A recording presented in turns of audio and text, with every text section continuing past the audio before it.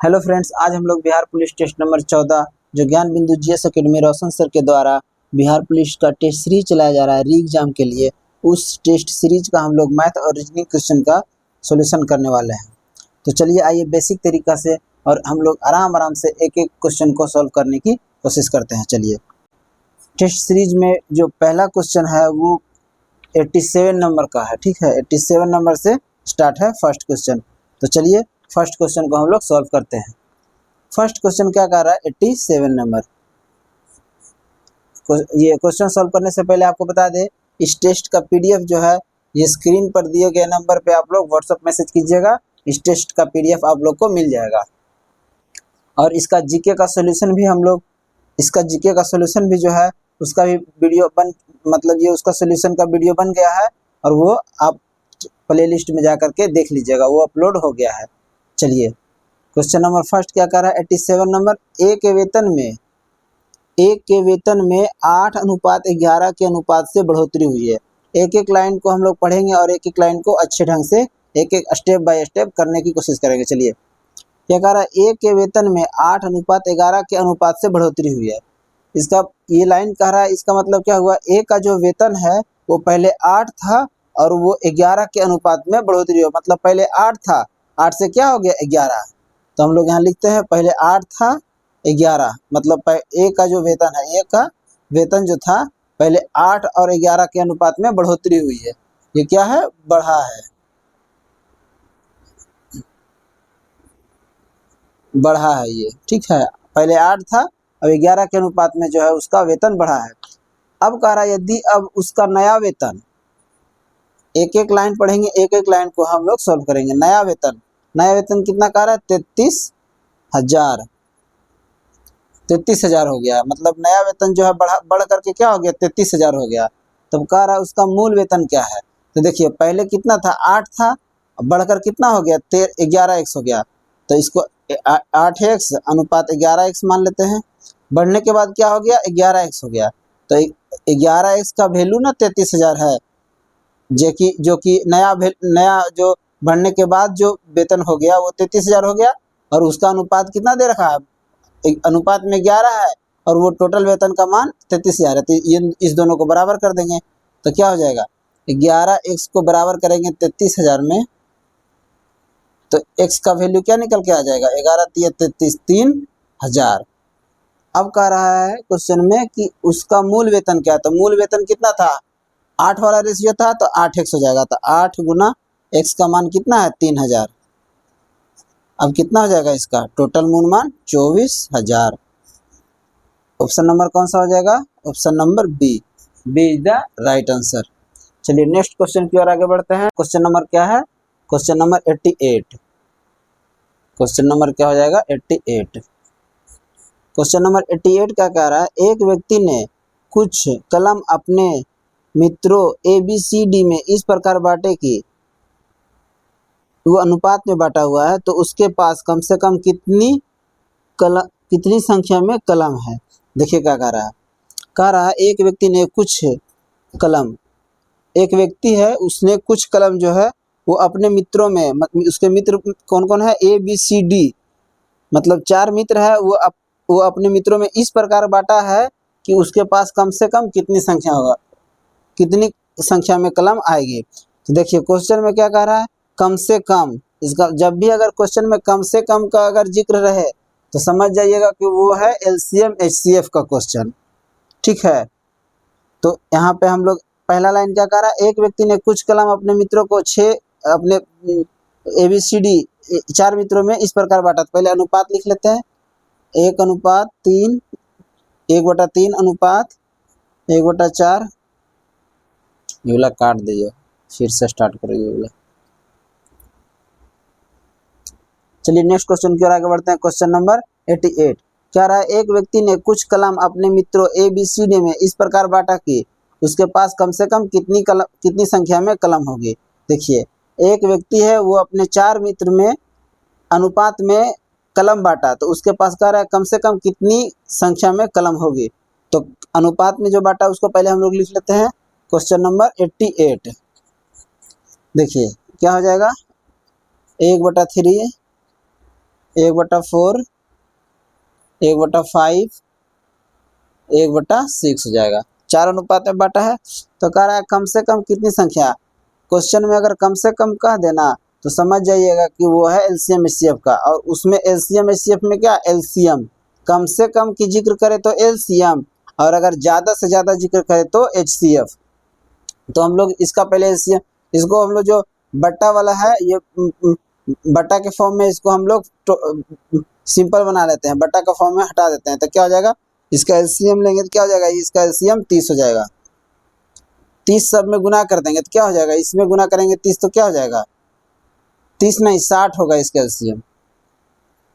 इसका एलसीएम कितना हो जाएगा, 60। 60 अगर सब में गुना कर देंगे तो हो जाएगा इसमें 20, 15, 12 और 10, ये हो गया। अब कह रहा है कि कम से कम कितनी संख्या में, कम से कम कितनी संख्या में कलम है। तो कम से कम कितनी संख्या कलम होगी, तो 20, 15, 12 और 10, इन सबको जोड़ दीजिए तो कितना हो जाएगा, 5 2 7, और ये हो जाएगा 1 2 3, 3 2 5, 57। तो कह रहा है 57 संख्या में कलम होगी, कम से कम 57 संख्या। तो इसका राइट आंसर क्या हो जाएगा, ये 57। और इसका राइट आंसर हो जाएगा ऑप्शन नंबर ए। चलिए नेक्स्ट क्वेश्चन की ओर आगे बढ़ते हैं। क्वेश्चन नंबर 89 हम लोग देखते हैं। चलिए क्वेश्चन नंबर 89 क्या हो जाएगा। क्वेश्चन नंबर 89 कह रहा है एक्स को 9% वार्षिक साधारण ब्याज पर 7 वर्ष के लिए निवेश करके उतना ही ब्याज प्राप्त करता है जितना कि वाई को 5.25% वार्षिक साधारण ब्याज पर 16 वर्ष के लिए जो निवेश करके प्राप्त होता है वो। तो कह रहा है एक्स और वाई का रेशियो, एक्स और वाई का अनुपात ज्ञात कीजिए। देखिए ये सिंपल इंटरेस्ट का क्वेश्चन है, कैसे इसको बनाते हैं चलिए देखिए। कह रहा है कि कोई एक्स मूलधन है, वो 9% वार्षिक साधारण ब्याज पर 7 वर्षों के लिए। तो साधारण ब्याज का फॉर्मूला क्या होता है, साधारण ब्याज का फॉर्मूला होता है ब्याज बराबर मूलधन गुने समय गुने दर बटा 100। अगर इसको इंग्लिश वाला फॉर्म में लिखेंगे तो क्या हो जाएगा, मूलधन का मान हो जाएगा P, समय क्या हो जाएगा टाइम, दर क्या हो जाएगा रेट ऑफ इंटरेस्ट, ये हो जाएगा 100। तो इसी पे देखिए हम लोग कैसे पुट करते हैं सब इसका वैल्यू। कह रहा है एक्स को, एक्स क्या है, ये हो जाएगा प्रिंसिपल, तो एक्स हो गया। समय क्या दे रखा है इसका 7 वर्ष, 7 वर्ष हो गया। रेट कितना है 9% हो गया, और नीचे 100 हो जाएगा। कह रहा है कि इसका जो ब्याज है उतना ही प्राप्त होता है, मतलब एक और है इसके अलावा एक और जो है साधारण ब्याज, उस दोनों का ब्याज जो है इतना ही प्राप्त होता है। तो दोनों का ब्याज जब बराबर, जब इक्वल है तो हम दोनों को बराबर कर लेते हैं। एक और क्या है, वाई है, वाई हो जाएगा एक का प्रिंसिपल, और इसका टाइम कितना है 5.25। तो पॉइंट को हटाएंगे तो कितना हो जाएगा, नीचे 100 हो जाएगा, और 100 और रहेगा परसेंटेज वाला, और इसका टाइम क्या हो जाएगा 16 वर्ष, 16 वर्ष हो गया। अब इसको काट लेते हैं, 100 से 100 गया, ये कट जाएगा, इसको इधर लिखते हैं तो काटने में आसानी होगा, नहीं तो फिर भी यहाँ से भी काट सकते हैं। इसको अगर 7 से काटेंगे तो कट जाएगा 7 7 49, और 7 5 35, यानी 75, हाँ 75 बार में कट जाएगा। उसके बाद फिर ये हो जाएगा 20 5 100, 15 5 75, और इधर हो जाएगा 3 5 3 15, 3 3 9, और ये हो जाएगा 5 चौक 20, और ये हो जाएगा 4 चौक 16। देखिए इधर 3 निकला, इधर 4 निकला, इधर हो जाएगा कितना x, और ये y इधर आ जाएगा, तो क्या हो जाएगा 4/3, यानी x और y का जो वैल्यू निकल के आ गया 4/3। तो यही कह रहा है x और y का जो है रेशियो क्या होगा, तो 4:3 हो जाएगा। राइट आंसर कौन हो जाएगा इसका, सी ऑप्शन राइट है। चलिए नेक्स्ट क्वेश्चन की ओर आगे बढ़ते हैं। Question number 90। देखिए 90 नंबर क्वेश्चन क्या कह रहा है, 90 नंबर क्वेश्चन कह रहा है यदि x y और yz के औसत के बीच का अंतर 12 है तो x और z के बीच का अंतर क्या होगा। यानी कह रहा है x वाई और वाई जेड के औसत के बीच का अंतर, मतलब दो औसत दे रखा है, एक्स और वाई जेड का औसत है, दोनों का अंतर कितना है 12 है। तो पहले हम लोग लिख लेते हैं क्या है, एक्स जो है एक्स और वाई का औसत का औसत का औसत और वाई और जेड का औसत के बीच का कितना है अंतर, अंतर कितना है, अंतर दे रखा है 12। तो कह रहा है एक्स और जेड के बीच का अंतर क्या होगा, देखिए कैसे निकालते हैं। एक्स और वाई का औसत क्या होता है, औसत का फॉर्मूला क्या होता है जानते हैं, औसत का फॉर्मूला होता है योग बटे योग की संख्या, टोटल संख्या, योग बटे योग की संख्या। तो एक्स और वाई का औसत दे रखा है, तो औसत हम लोगों को क्या औसत निकालना है, तो औसत निकालने के क्या कहेंगे योग, तो ये दोनों का योग क्या हो जाएगा, एक्स प्लस वाई और संख्या, संख्या कितना है 1 और 2 है तो 2 हो जाएगा। उसके बाद कह रहा है वाई और जेड का औसत, तो औसत का मतलब क्या होता है योग, तो इसको भी जोड़ देंगे वाई प्लस जेड, और क्या कह रहा है योग की संख्या, ये भी 2 है। और ये दोनों का अंतर, अंतर मतलब क्या होता है दोनों का माइनस, सब्ट्रैक्शन होता है अंतर का, तो माइनस हो गया, अंतर का मतलब माइनस हो गया, माइनस कर दिया। और ये दोनों का अंतर कितना दे रखा है 12, अब निकाल लीजिए, हम लोग आराम से निकल जाएगा। दो एलसीएम लेंगे, एक्स प्लस वाई होगा और माइनस ये है और कॉमन ये माइनस का माइनस चिन्ह रहेगा, ये वाई प्लस जेड हो जाएगा, ठीक है। अब देखिए ये 12 है और उसको यहाँ से देखिए सॉल्व करते हैं, एक्स प्लस वाई को एक्स प्लस वाई लिख दिए, उसके बाद माइनस का चिन्ह माइनस वाई होगा, ये भी मतलब सारा माइनस हो जाएगा, माइनस वाई माइनस जेड बट्टे 2 हो जाएगा और बराबर 12 हो जाएगा। वाई से वाई कट गया और ये 2 इधर जाके गुना हो जाएगा, तो क्या निकल आएगा X minus Z is equal to 12 दूनी 24, यही तो पूछ रहा है, एक्स माइनस जेड, यानी एक्स माइनस जेड का मान क्या होगा, इसका मान हो जाएगा 24, 24 इज द राइट आंसर। तो इसका राइट आंसर क्या हो जाएगा, option number C is the right answer. चलिए नेक्स्ट क्वेश्चन की ओर आगे बढ़ते हैं, क्वेश्चन नंबर 91, क्वेश्चन नंबर 91 है, क्वेश्चन नंबर 90 तो हो गया। क्वेश्चन नंबर 91 क्या कह रहा है, एक बिक्री के विज्ञापन में 10% और 20% के दो क्रमिक छूट प्रतिशत दी गई है, यदि नकद भुगतान पर 5% की अतिरिक्त छूट दी जाती है तो नकद भुगतान करके खरीदारी करने पर मिलने वाली कुल छूट ज्ञात कीजिए। देखिए यहाँ पे दो छूट पहले दे रखा है, एक है कितना 10% और दूसरा है 20%, तो दोनों छूट को पहले हम क्या कर लेते हैं सक्सेसिव केस लगा लेते हैं। सक्सेसिव, अगर आप लोग को सक्सेसिव नहीं समझ में आ रहा है तो उसके लिए आपको परसेंटेज का एक चैप्टर होता है जो प्रभु सर पढ़ाए हुए हैं, आप उसको जा करके देख सकते हैं, अच्छे से समझ में आ जाएगा। यहाँ पे हम लोग सॉल्यूशन कर रहे हैं, तो अगर आपको थोड़ा सा भी अगर इसके बारे में पता होगा तो आप लोग बिल्कुल समझ जाइएगा। देखिए दो दो छूट दे रखा है 10 और 20%, तो छूट है तो वो जाहिर सी बात है माइनस होगा, तो -10, ये भी -20, ए बी का फॉर्मूला होता है ना, ए बी, वही ए बी फार्मूला है। उसके बाद फिर ये प्लस होता है और ये ए गुने बी मतलब 10 गुना 20, छूट होता है तो ये माइनस होता है, अगर छूट नहीं होता है तो ये प्लस होता है, फिर ये हो जाएगा 100 कट जाएगा, तो इधर क्या हो जाएगा -10 -20 क्या हो जाएगा -30 और +2 हो जाएगा, यानी -28, -28% जो है इसका समतुल्य, इसका जो है दो क्रमिक छूट जो है वो -28। उसके बाद कहता है यदि नगद भुगतान पर नगद भुगतान पर 5% की अतिरिक्त छूट दी गई है तो नगद भुगतान करके खरीदारी करने वाले कुल छूट क्या, मतलब इसमें 5% और छूट है, तो और छूट निकाल लेते हैं भाई, -28 हो गया, यहाँ चलते हैं, देखिए -28 हो गया, उसके बाद और भी 5 छूट है प्लस, इसी तरह करते हैं 28 गुना 5 बाई 100, देखिए ये कट जाएगा, भी 25 हो जाएगा, ये 10 ये 14, ये अगर दशमलव हटाएंगे तो ये 0 कटेगा तो क्या हो जाएगा 1/4। तो आप देखिए -28 -5 कितना हो गया -33 प्लस 1/4, अब 33 में से 1/4 घटेगा तो कितना हो जाएगा माइनस,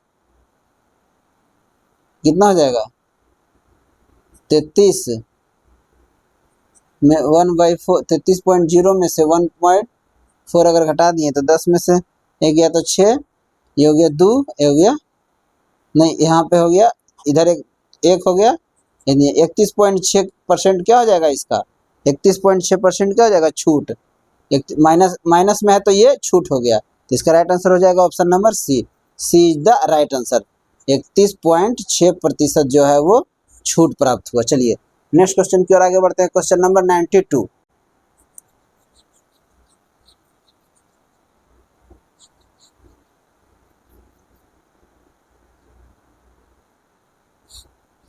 क्वेश्चन नंबर 92 क्या कह रहा है? क्वेश्चन नंबर 92 कह रहा है मेरी वर्तमान आयु का 3/7 भाग मेरे चचेरे भाइयों में से एक की आयु 4/5 भाग के बराबर है। देखिए एक लाइन क्या कह रहा है, मेरी आयु का 3/7 भाग मेरे चचेरे भाइयों की, मतलब इसका ये एक तो खुद है, एक इसका चचेरा भाई। तो पहले दोनों को हम एक एक लाइन पढ़ेंगे, एक एक लाइन जैसे करते जाएंगे।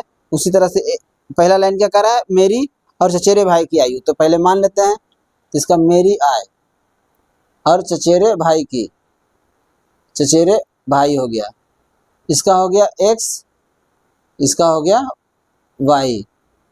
तो क्या कह रहा है क्वेश्चन में, कह रहा है मेरी वर्तमान आयु का 3/7 भाग, तो इसका 3/7 भाग क्या हो जाएगा 3x/7, और कह रहा है चचेरे भाइयों में से एक का 4/5 भाग, तो इसका हो जाएगा 4y/5।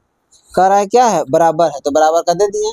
अब देखिए एक्स वाई का मान यहाँ से निकल जाएगा कि नहीं, क्या हो जाएगा एक्स, ये वाई इधर आएगा, एक्स तो यहीं पे है, वाई इधर आएगा, तो ये 7 इधर आएगा, 3 इधर आएगा, तो 4 × 7/5 × 3 क्या हो जाएगा 7 चौक 28/15, 28/15 क्या हो गया, एक्स और वाई का मान निकल गया। तो अब देखिए क्या कह रहा है, कह रहा है कि 3 साल पहले मेरी आयु, 3 साल पहले मेरी आयु उसकी अब से 10 वर्ष के बाद आयु बराबर थी। देखिए एक और इक्वेशन हो गया, यहाँ पे एक इक्वेशन निकल गया, x/y इज इक्वल टू 28/15। यहाँ देखिए आ गया एक इक्वेशन, यहाँ पे और निकल गया। ठीक है, इसको हम पहले छोटा कर लेते हैं, ऐसे बोर्ड छोटा है तो बनाने में दिक्कत हो जाता है। यहाँ से हम लोग निकाल लेते हैं इसका निकाल लेते हैं, x/y का मान निकाल लेते हैं 28/15, यहाँ निकल गया। ठीक है, अब देखिए नेक्स्ट इक्वेशन हम लोग यहाँ से शुरू करते हैं। नेक्स्ट इक्वेशन क्या कर रहा है, 3 साल पहले, मतलब ये तो x माने थे और ये इसका y माने थे, तो 3 साल पहले, तो x - 3 हो गया। 3 साल पहले मेरी आयु उसकी अब से, उसकी मतलब अब से, तो उसकी अब से, तो उसकी अब कितना है y है, 10 वर्ष बाद, उसकी अब से 10 वर्ष बाद जो है उसकी आयु बराबर थी, तो इसकी 10 वर्ष बाद कितनी थी, बराबर थी। एकदम जैसे जैसे लाइन कह रहा है क्वेश्चन वैसे वैसे स्टेप हम सॉल्यूशन कर रहे हैं। ठीक है, ये अब इसको बराबर कर दिए, अब इसको सिमुलेट कर लीजिए, तो क्या हो जाएगा एक्स, वाई इधर आएगा, -y बराबर क्या हो जाएगा 13। समीकरण 2 हो गया। अब देखिए एक्स और वाई का हम लोग वैल्यू पुट कर देते हैं क्या हो जाएगा, x का मान कितना है 28, 28 माइनस y का मान कितना है 15, कितना हो जाएगा 13 और बराबर 13, यानी वैल्यू पुट हो गया।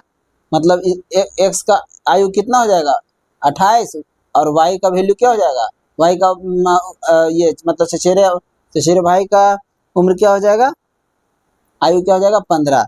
तो कह रहा है ऑप्शन में कि मेरी वर्तमान आयु क्या हो जाएगी, तो मतलब मेरी मतलब x का क्या हो जाएगा 28, इसकी वर्तमान आयु क्या हो जाएगी 28। तो ऑप्शन नंबर कौन सा हो जाएगा, option number D is the right answer. चलिए नेक्स्ट क्वेश्चन की ओर आगे बढ़ते हैं।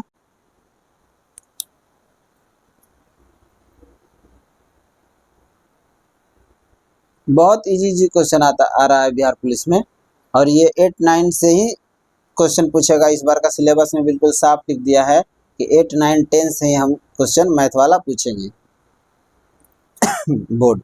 चलिए नेक्स्ट क्वेश्चन है क्वेश्चन नंबर 93। देखिए क्या कह रहा है, 93 कह रहा है एक आयताकार मैदान की चौड़ाई इसकी लंबाई का 60% है।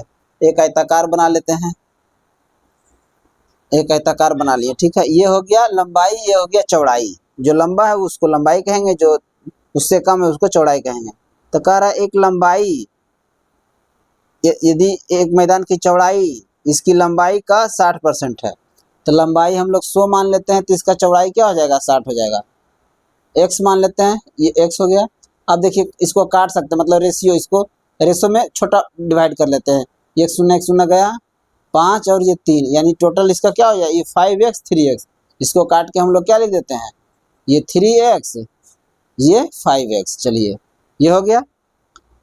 अब कह रहा है क्वेश्चन में अगला पॉइंट, यदि मैदान का परिमाप 800 मीटर है। देखिए परिमाप दे रखा है, परिमाप 800 मीटर दे रखा है, 800 मीटर दे रखा है।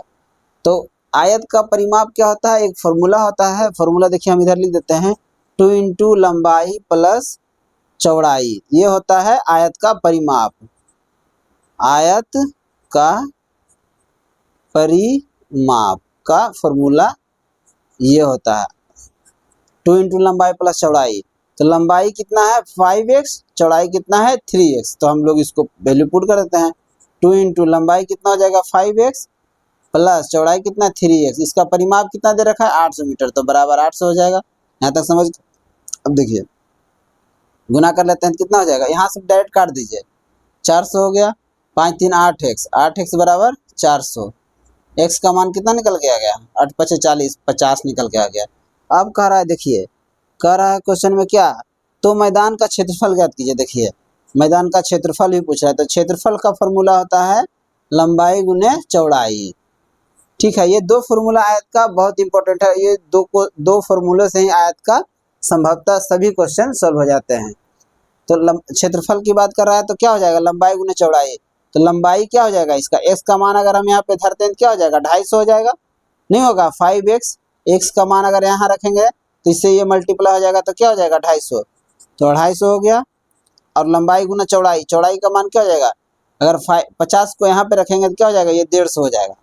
और इसको गुना कर लीजिए, क्या हो जाएगा 15 5 75 के 5 बाकी 7, 15 दूनी 30, 7 37 और 2 शून्य है तो बैठा देंगे। कितना आंसर आ गया है 37,500। कौन सा ऑप्शन सही होगा, option number B, B is the right answer. चलिए नेक्स्ट क्वेश्चन की ओर आगे बढ़ते हैं। Question number 94।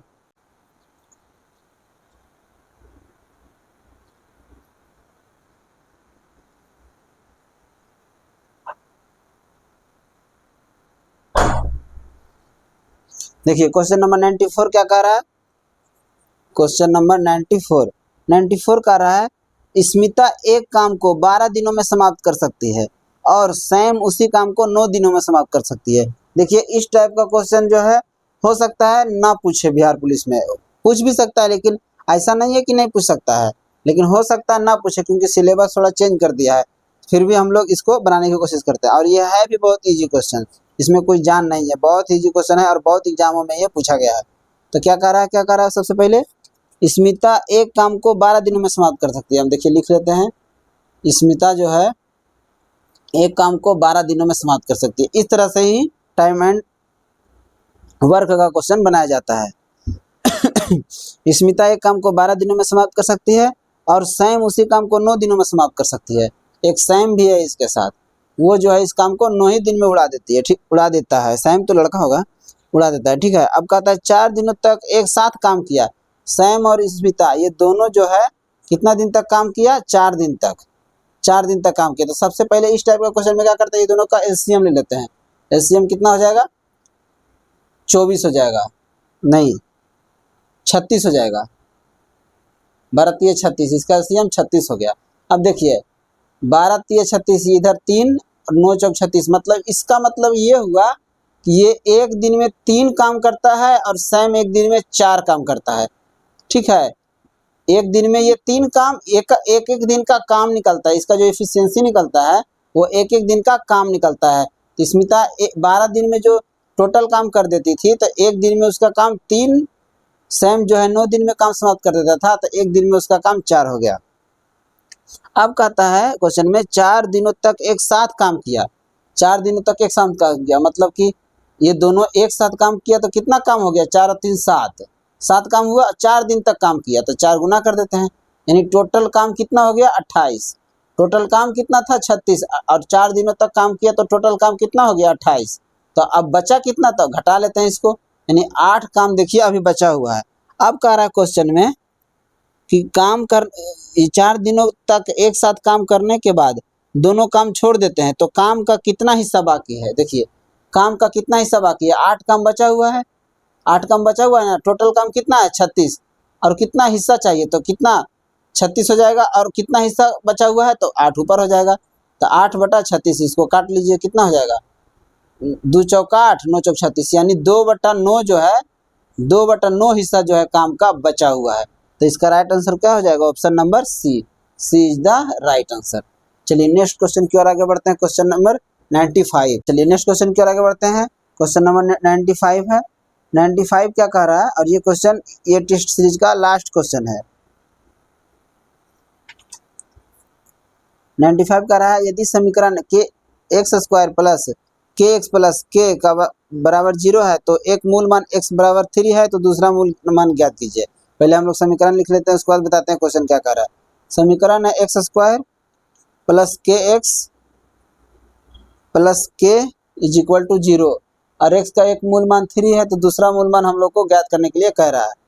तो देखिए क्या करते हैं, पहले s का वैल्यू 3 है, 3 पुट कर लेते हैं, 3 3 9 हो गया, x का मान यहाँ रखेंगे 3, तो 9 प्लस 3k प्लस के बराबर 0, 3k प्लस क्या हो जाएगा क्या 4k, और ये 9 इधर आएगा क्या हो जाएगा -9 हो जाएगा। अब देखिए k बराबर क्या हो गया -9/4, x का मान हम लोग रख के k का मान निकाल लिया, और k का मान रख के हम लोग क्या निकालेंगे x का मान, तो x स्क्वायर हो गया प्लस k का मान रखेंगे यहाँ पे तो क्या हो जाएगा, प्लस हट जाएगा, माइनस का चिन्ह है तो -9/4 हो जाएगा, और फिर यहाँ भी क्या हो जाएगा -9/4 इज इक्वल टू 0। अब देखिए 4 एलसीएम होगा, यहाँ पे क्या हो जाएगा 1, 4x स्क्वायर हो जाएगा,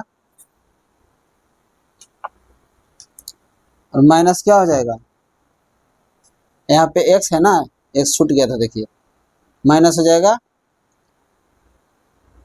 9x